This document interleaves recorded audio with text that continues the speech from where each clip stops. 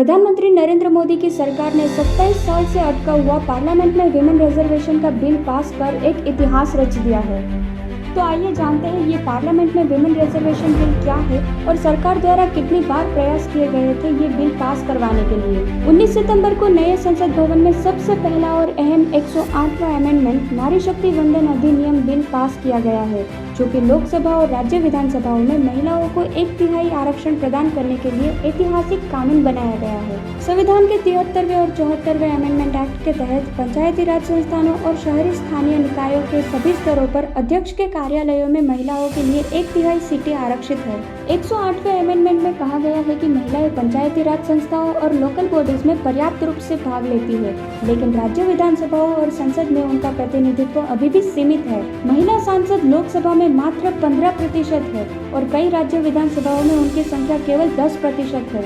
नारी शक्ति वंदन अधिनियम अमेंडमेंट को minister of law and justice Arjun Meghwal ने लोकसभा में पेश किया था। उन्होंने कहा कि निचले सदन की मौजूदा ताकत को देखते हुए कानून लागू होने के बाद महिला सदस्यों की संख्या मौजूदा 82 से बढ़कर 181 हो जाएगी। आइए देखते हैं प्रधानमंत्री नरेंद्र मोदी ने नए लोकसभा चैम्बर में अपने पहले भाषण के दौरान इस अमेंडमेंट के संदर्भ में क्या कहा।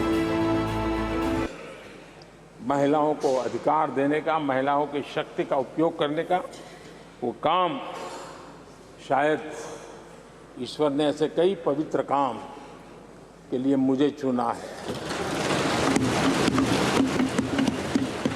नारी शक्ति वंदन अधिनियम, इसके माध्यम से हमारा लोकतंत्र और मजबूत होगा। मैं देश की माताओं, बहनों, बेटियों को नारी शक्ति वंदन अधिनियम के लिए बहुत बहुत बधाई दूंगा।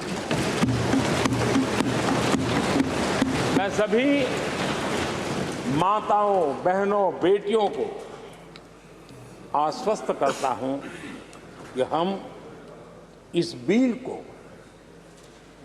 कानून बनाने के लिए संकल्पबद्ध है।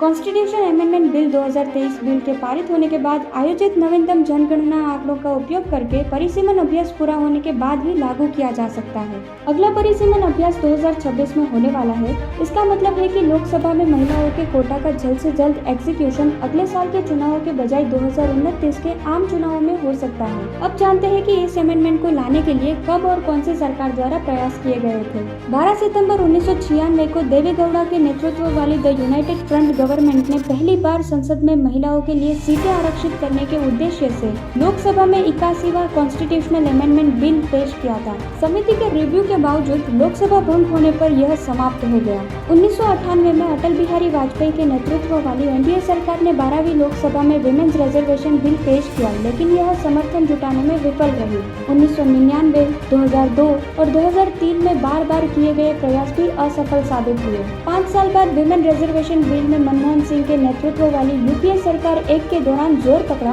6 मई 2008 को विमेन रिजर्वेशन बिल को व्यतीत होने से बचाने के लिए राज्यसभा में पेश किया गया, जिसमें 1996 की गीता मुखर्जी समिति की 5 सिफारिशों को भी शामिल किया गया था। यह 9 मई 2008 को स्टैंडिंग कमेटी को भेजा गया। स्टैंडिंग कमेटी ने 17 दिसंबर 2009 को अपनी रिपोर्ट प्रस्तुत की।